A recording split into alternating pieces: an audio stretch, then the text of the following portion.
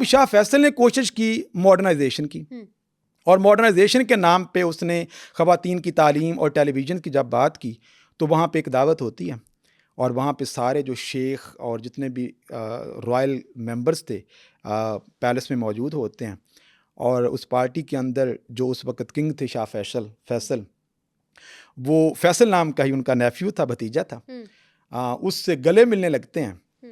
तो वो फैसल जो है वो एक पिस्टल निकालता है और उनको असैसिनेट कर देता है। और शाह फैसल उनका अपना भांजा। इस वजह से अब अगरचे हिस्ट्री इज़ अनक्लियर कि भाई ये क्यों मारा गया, लेकिन जो अवेलेबल लिटरेचर है इस टॉपिक पे वो ये कहता है कि बुनियादी तौर पर the effort to modernize the Saudi Arabia was the ultimate purpose behind the assassination, कि क्योंकि वो मॉडर्नाइज करना चाह रहा था, इस्लामिक वैल्यूज से दूर जा रहा था। फैसल का क्योंकि जो बैकग्राउंड था वो शेखों के साथ अल शेख फैमिली से बहुत करीब था, और उसको ये लगता था कि शाह फैसल जो कुछ कर रहे हैं ये एंटी इस्लामिक है, तो ऐसे बंदे का सऊदी अरब में बादशाह नहीं होना चाहिए, लिहाजा उसकी असैसिनेशन हो जाती है। फिर आप आगे आते हैं तो फिर आपको मोहम्मद बिन सलमान अचानक से मेरा यही सवाल फ्रॉम नोवेयर बिल्कुल एक पॉलिटिकल अथॉरिटी के तौर पर इमर्ज होता नजर आता है। आगे आप सवाल कीजिए। तो मेरा सवाल बेसिकली है ही है कि हम देखते हैं कि इससे पहले जो एक पॉपुलर सऊदी के लीडर होते हैं दैट इज़ शाह फैसल, उसके बाद एकदम से out of nowhere Mohammed bin Salman prominent होते हैं और एकदम से छा जाते हैं। तो ये आते कहाँ से और छाते कैसे? देखें 2011 वो साल था जब मोहम्मद बिन सलमान बाकायदा आपको सामने नजर आते हैं। उनसे पहले मोहम्मद बिन नाइफ, इनको MBS कहा जाता है और उनको MBN कहा जाता है। तो there was a rivalry between the cousins MBN and MBS कि who would be the incharge of future throne, king कौन ठीक है, यस, कौन बनेगा। वो गेम ऑफ थ्रोन हमने सीजन भी देख रखा है, ये भी थ्रोन की जंग है बेसिकली। तो बुनियादी तौर पर मोहम्मद बिन नाइफ जो है वो आइडियल और वो फेवरेट बंदा था USA का, क्योंकि 2000 में जो एंटी टेररिज्म, जब दुनिया में ग्लोबल वॉर ऑन टेरर चल रही थी, तो मोहम्मद बिन नाइफ वो शख्स था जिसने टेररिज्म को काउंटर करने के लिए बहुत ज़्यादा काम किया with the help of with the assistance of USA। और USA की गुड बुक के अंदर मोहम्मद बिन नाइफ था। 2017 के अंदर मोहम्मद बिन नाइफ को प्राइज़ दिया जाता है, और वो ये शो करता है कि वो कितना पसंद करते थे मोहम्मद बिन नाइफ को, और वो ये चाहते थे कि इनको आगे किंग होना चाहिए मुस्तकबिल के अंदर। उनकी चाहत सऊदी में भी चलती? किनकी? USA की। US की। भाई जब 1945 में सऊदी अरेबिया बना था ना, सबसे पहले अब्दुल अजीज़ बिन सऊद जो कि पहले फाउंडर थे सऊदी अरेबिया के, उनका और उस वक्त के जो US के प्रेसिडेंट थे, फ़ौरन से US प्रेसिडेंट यहाँ पे आते हैं सऊदी अरेबिया में 1945 के अंदर, after the second world war, and there is an agreement between the Saudi Arabia and the president of USA कि सऊदी अरेबिया would fulfil the needs of energy for the USA। America की तमाम petrol oil की जो ज़रूरियात हैं वो Saudi Arabia पूरा करेगा, और रिजल्टेंटली ये अमेरिका होगा जो उसको सऊदी अरेबिया को सिक्योरिटी फ्राहम करेगा अपने तमाम रीजनल राइवल से भी और जो ग्लोबल उनके एनिमीज़ हैं उनमें से भी।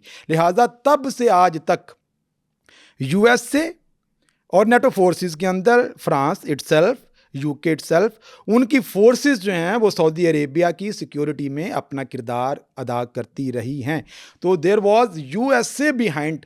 अब देखें ना, पूरी दुनिया में ये जो अमेरिका है ये डेमोक्रेटाइजेशन की बात करता है, बिल्कुल, कि यहाँ पे भी डेमोक्रेसी होनी चाहिए। इजिप्ट के अंदर डेमोक्रेसी आई तो उन्होंने उसको चेंज कर दिया। अरब स्प्रिंग के बाद जितने रजीम चेंज हुए, सद्दाम हुसैन को क्यों वहाँ पे निकाला गया था? क्योंकि वो चाहते थे डिक्टेटरशिप के बाद यहाँ पे डेमोक्रेसी आनी चाहिए। लेकिन कभी भी अमेरिका ने क्या सऊदी अरेबिया के अंदर डेमोक्रेसी की बात की है? That is a good point. सिर्फ इसलिए नहीं की because there is a agreement between the Saudi Arabia and USA कि आपने हमारे पॉलिटिकल रजीम को सिक्योर करना है। पॉलिटिकल रजीम से मुराद हमारी बादशाहत को सिक्योर करना है। हम आपकी जो ऑयल की ज़रूरियात हैं वो पूरी करते रहेंगे, ठीक है। तो दिस इज़ द बारगेनिंग, अच्छा, ठीक है। और विजन 2030 भी इसलिए आया कि इस बारगेनिंग के अंदर अब सऊदी अरेबिया बैकफुट पे जा रहा था, क्योंकि अब अमेरिका को ऑयल की उस तरह से ज़रूरत नहीं है जितनी पहले थी। Saudi Arabia is one of among those country जो दुनिया में लार्जेस्ट ऑयल रिजर्व्स रखते हैं और ऑयल प्रोड्यूसर्स कंट्रीज़ हैं, उनमें से इसका शुमार होता है। अब यूएस से इटसेल्फ इतनी जंगों के नतीजे में इतना ऑयल इकट्ठा कर चुका है कि उसको अब इतनी ऑयल की ज़रूरत नहीं है जितनी पहले थी, और ना सिर्फ मगरिब को। और दूसरा फिर आप देखते हो आलमी तौर पर जो तेल की कीमतें हैं 2013-15 में जब मोहम्मद बिन सलमान आए थे ना, उस वक्त इंतहाई ड्रास्टिक सिचुएशन थी दुनिया की। $70 पर बैरल प्राइस थे, 30 पे आ जाते हैं। अब इतना बड़ा धचका जब इकोनॉमी को, और वो मुल्क जिसका एक साल का टोटल रेवेन्यू का 80% ऑयल पे बेस करता हो, Saudi Arabia is among those country जिनको पेट्रो डॉलर इकोनॉमी कहा जाता है। पेट्रोल के ऊपर जिनकी इकोनॉमी बेस करती है, 80% उनका रेवेन्यू पेट्रोल से आता है। दुनिया पेट्रोल लेना बंद कर देगी, उनकी कीमतें नीचे आ जाएंगी, या कल को जो ज़ख़ीरे हैं तेल के, ऑयल के, वो ख़त्म हो जाएंगे, तो what would do Saudi Arabia, क्या करेगा भाई? लिहाजा ये वो बैकग्राउंड था। और फिर अरब स्प्रिंग आ गया।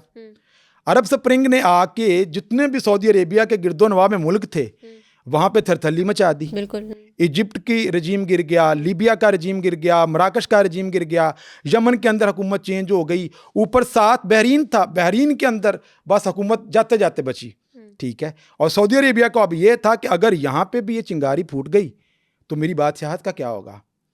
जिसके नाम पे सऊदी अरेबिया है, तो मेरे रजीम को कौन आके प्रोटेक्ट करेगा? लिहाजा वहाँ से ऑयल ने बहुत बड़ी हेल्प की सऊदी अरेबिया की।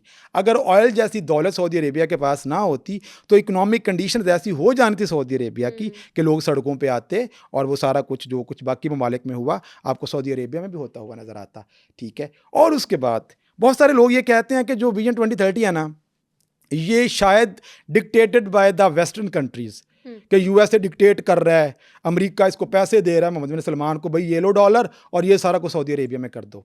बिल्कुल गलत। I don't agree.